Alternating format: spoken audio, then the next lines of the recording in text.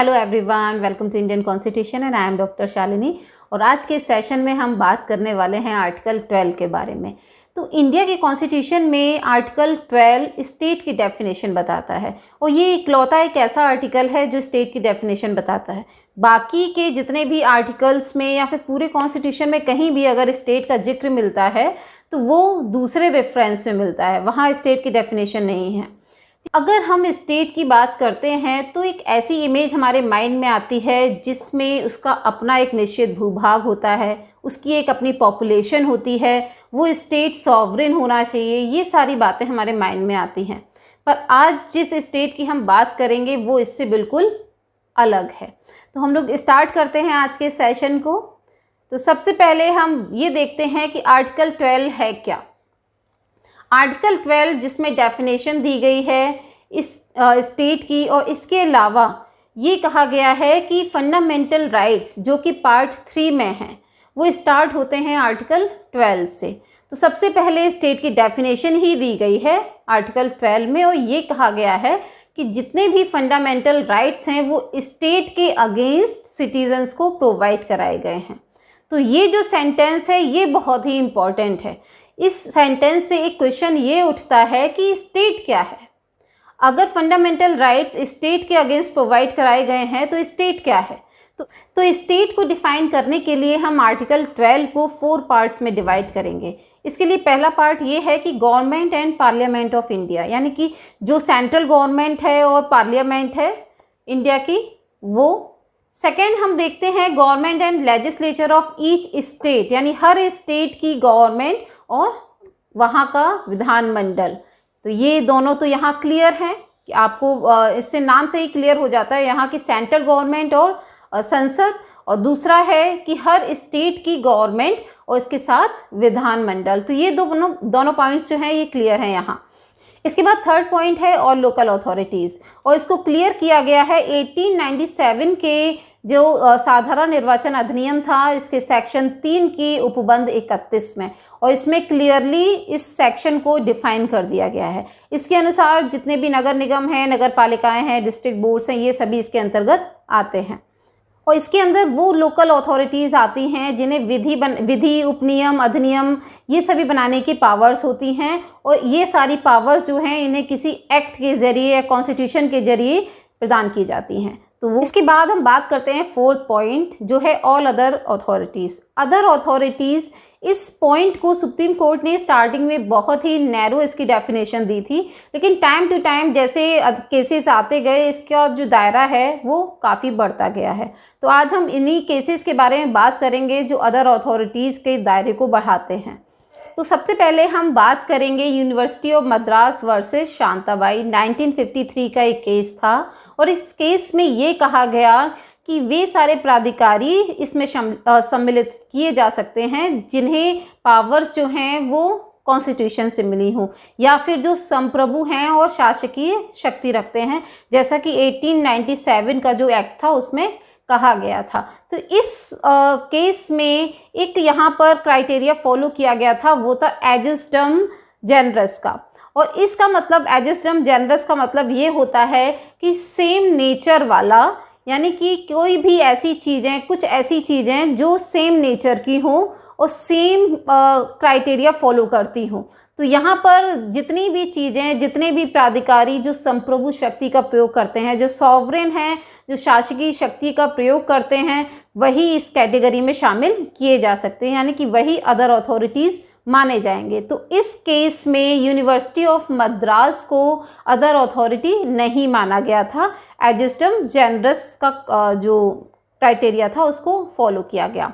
अब next case पर आते हैं जो है उस्माबाई वर्सेस स्टेट ऑफ यूपी, और इस केस में इन्होंने पहले वाला जो केस था जो university of Madras versus Shantabai था, उसके डिसीज़न को यहाँ पर उन्होंने चैलेंज किया। उन्होंने यहाँ ये कहा कि जो भी प्राधिकारी हैं वो इस श्रेणी में आ सकते हैं, चाहे वो सांविधिक विधि से बनाए गए हों या फिर असंवैधानिक विधि से बनाए गए हों, यानी कि वो चाहे तो कॉन्स्टिट्यूशनल हो सकते हैं या फिर कॉन्स्टिट्यूशनल नहीं भी हो सकते हैं। तो यहाँ पर आर्टिकल 12 की जो डेफिनेशन है वो काफ़ी हद तक बढ़ गई थी और यूनिवर्सिटी ऑफ मद्रास को आर्टिकल 12 में अदर अथॉरिटीज़ के तहत स्टेट मान लिया गया था। इसके बाद नेक्स्ट केस है Rajasthan electricity board versus Mohanlal 1967, और इस केस में सुप्रीम कोर्ट ने कहा कि आर्टिकल 12 में प्रयुक्त अदर अथॉरिटीज़ जो शब्द है, इसमें सभी प्राधिकारी आते हैं जो संविधान या किसी स्टैट्यूट द्वारा बनाए जाते हैं, और ये जो भी अथॉरिटीज़ होंगी इन्हें विधि उपनियम जो एक्ट्स हैं इनको बनाने की पावर्स होंगी, और ये ज़रूरी नहीं है कि ऐसे कानूनी प्राधिकारी शासकीय प्रभुत्व शक्ति संपन्न हों, यानी कि इनको ज़रूरी नहीं है कि ये कॉन्स्टिट्यूशन से इनको ऐसी पावर्स मिली हों। इस डिसीज़न के बाद राज्य शब्द के निर्वचन के अनुसार अन्य प्राधिकारी शब्द में यानी अदर अथॉरिटीज़ में इलेक्ट्रिसिटी बोर्ड, नोट प्रेस और कोऑपरेटिव सोसाइटीज़, इन सभी को शामिल कर लिया गया। So next, Sukhdev Singh versus Bhagat Ram. तो ये 1975 का केस है, और इस केस में वेलफेयर स्टेट को ध्यान में रखते हुए स्टेट की जो डेफिनेशन है उसका विस्तार किया गया, और इसमें ये कहा गया कि LIC, तेल और प्राकृतिक गैस आयोग, कारखाना या वित्त निगम, ये सभी आर्टिकल 12 के अंतर्गत आते हैं। तो इसके बाद नेक्स्ट केस है रमन्ना दयाराम शेट्टी का, international airport authority of India 1979।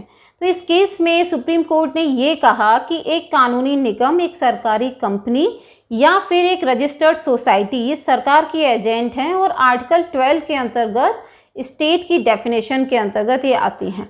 तो इस केस में सुप्रीम कोर्ट ने ये भी कहा कि जो इंटरनेशनल एयरपोर्ट अथॉरिटी है ये इंटरनेशनल एयरपोर्ट अथॉरिटी एक्ट 1971 के तहत बनाई गई है, और इसमें जितनी भी बोर्ड ऑफ मेंबर्स हैं उनकी पोस्टिंग, उनके जो अपॉइंटमेंट्स हैं वो सेंट्रल गवर्नमेंट करती है, उनको हटाती भी है।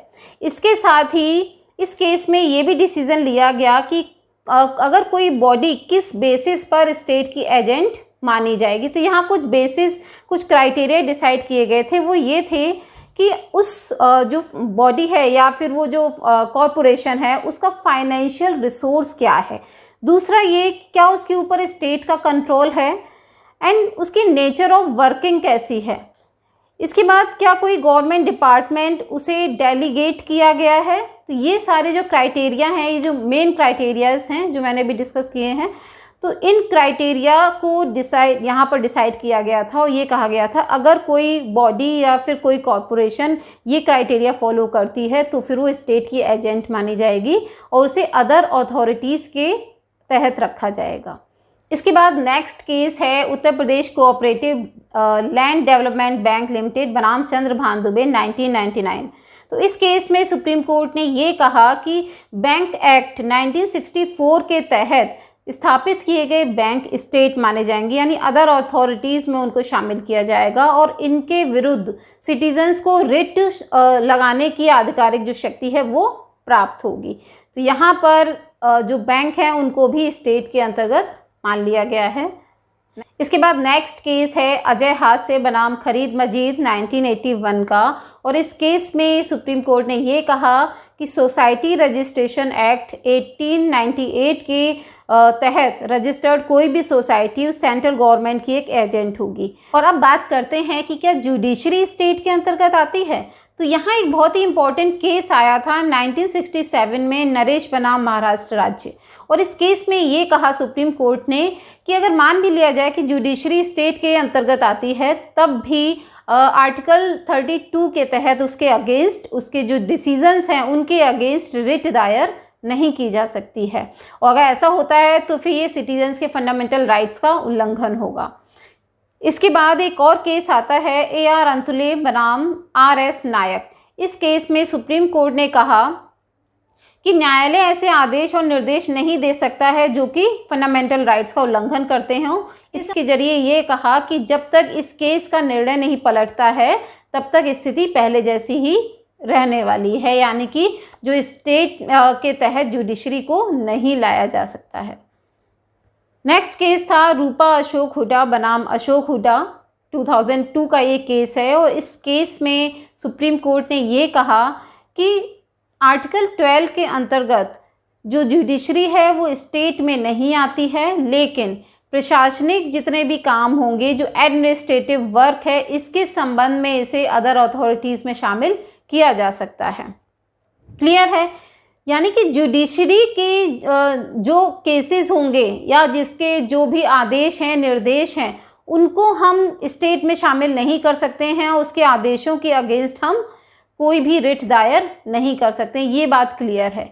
लेकिन इस केस में ये कहा गया कि जो भी एडमिनिस्ट्रेटिव वर्क्स हैं उनके संबंध में हम जुडिशरी को स्टेट के संदर्भ में रख सकते हैं। जो एडमिनिस्ट्रेटिव वर्क्स होंगे उनके अगेंस्ट हम रिट दायर कर सकते हैं। तो आज के इस सेशन में हमने आर्टिकल 12 में जो स्टेट की डेफिनेशन दी गई है उसको क्लियर किया।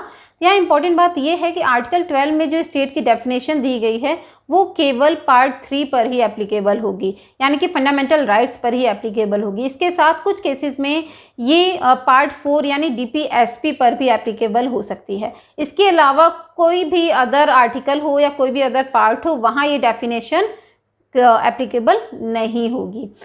तो आज के लिए इतना ही रखते हैं। आई होप सो वीडियो पसंद आया होगा। So keep watching my videos and like and subscribe also. Thank you so much. Bye bye.